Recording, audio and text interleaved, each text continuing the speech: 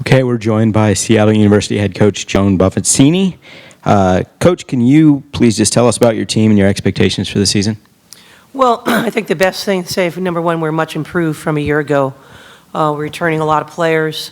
Leading scorer Taylor Ross as a senior, doing very well. Crystal Allen, who is a all-freshman pick or all-newcomer pick, as a sophomore, improved, but we have a lot more depth. Good size, much improved perimeter shooting, and we expect a lot more from this year's team. Coach, if you can just kind of expound on Taylor Ross's game. In that first game of the tournament last year, her and Sam Loggins went at each other, and Taylor Ross just had an incredible game. What does she bring to your team, and what expectations do you have for her this year?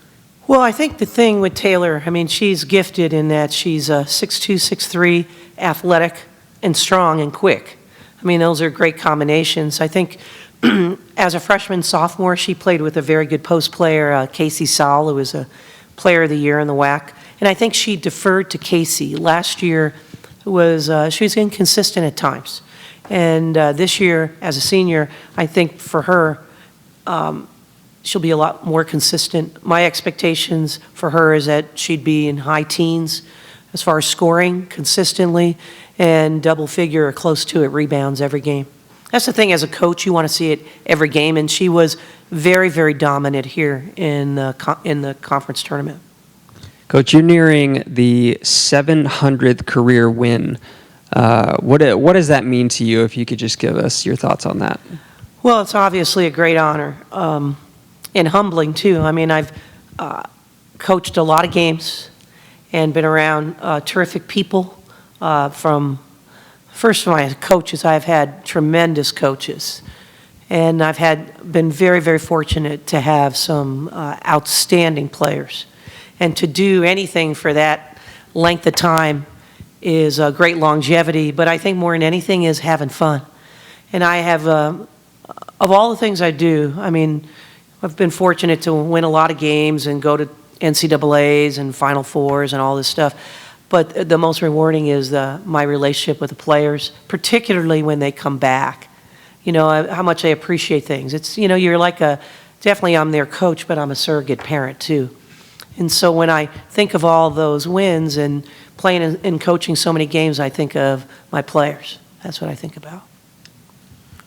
Coach, you're predicted to finish third and fourth in our polls with the coaches and with the media. Can you talk a little bit about that, your thoughts on that? Well, I don't like it. I mean, to be quite honest, I'm not a third or fourth kind of coach. I mean, my expectations are always higher. And that's how I coach. That's how I think of myself. And that confidence and expectations go on in my team. And this year, I feel a lot better.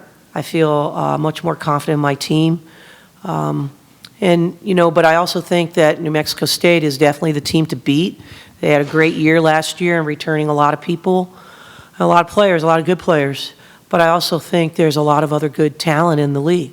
And so, but my expectations are to win the conference and to win the tournament. And we've been knocking on the door. We've won it before. In order to do that, you have to be consistent. And consistent at home, but definitely consistent on the road.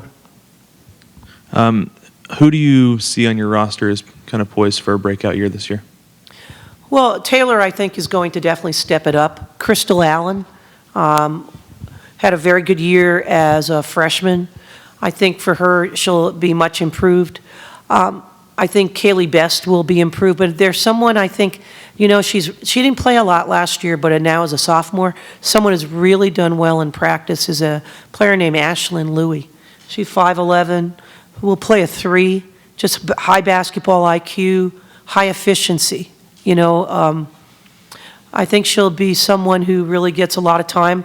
We have a couple new point guards, Delaney Perry, who redshirted. I think she'll get a lot of time, along with the JC transfer, Shea Heredia from Phoenix. So we're a lot bigger. We have 5 new kids. As I mentioned, Delaney redshirted. We have 2 JC transfers, and we have 2 freshmen. We brought in 2 6'3" posts. So we're much bigger. We're bigger, but more depth. The women's game seeing some big rules changes this year, most notably the switch to the quarters. What are your thoughts on the changes, and how do you think it will affect the game?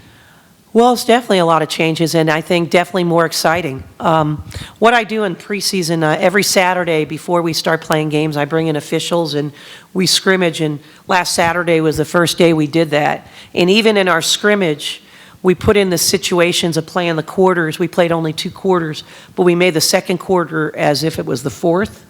And so you have the ability to advance the ball. It's amazing. You know, I think there's going to be a lot more special situations at the end of quarters, halves, and obviously the end of the game. I think it's going to be a lot of drama, I do, for both coaches and players, but I think a lot of excitement for fans. This is the 35th anniversary of NCAA women's basketball, and you're among the pioneers when it comes to coaching. If you had to pick your favorite memory over those 35 years, what would you choose? Oh, gosh. I mean, yeah, you know, now you're dating me here, I hope. And gosh, I remember from the very beginning. I mean, obviously, one of the biggest memories for me is going to the Final Four a couple times and being there. That's a great memory of having those teams. I remember playing in my first NCAA tournament, and I'm ready to go back to another one. I'll just say that. And yeah, I think the biggest thing is seeing the game evolve. I mean, before, when I first started, and I was fortunate, I had one of those teams. We were a top 10 team. There was a handful of teams that were really good year in and year out. Now there's a lot of them. I mean, obviously UConn is at the top, but there's a lot of talent. There's a lot of talent, and women's basketball has evolved and grown, and the media, TV, it's been exciting, definitely. Coach, your home gym is currently being renovated. Can you talk a little bit about what the renovations at the Connolly Center will mean to your program? Oh, it's going to change our program. I mean, you get one chance to have a first impression. So now we're going to have a first-class facility, everything brand new, new gym, new floor, new seats, courtside seats, video board, locker rooms, and so it'll be much, much improved. And I'm very, very excited. Our first home game that will be in that facility will be December 19th. But all the games in the conference will be there, and I believe we're televised when we play New Mexico State in February. Yeah, you touched on this a little bit earlier, but going back, you returned 4 starters from the team last year that took New Mexico State to overtime. How close are the Red Hawks to being able to beat the Aggies? Yeah, well, we were close in the last game. Close is not good enough. I mean, in order to do that, is you got to do it in practice and do the little things. I mean, they have a good team. I think that gave us a lot of confidence, and I think doing well in the tournament definitely provided us helped our team as we went into off-season and preseason practices. But we're a much more confident team, and I think expectations are much higher for us. But I think we're going to be tested from the get-go, and I'm looking forward to that. Sophomore guard Jacinta Beckley spent some time with the New Zealand national team over the summer. Does having played with that kind of international experience provide your team with any extra boost?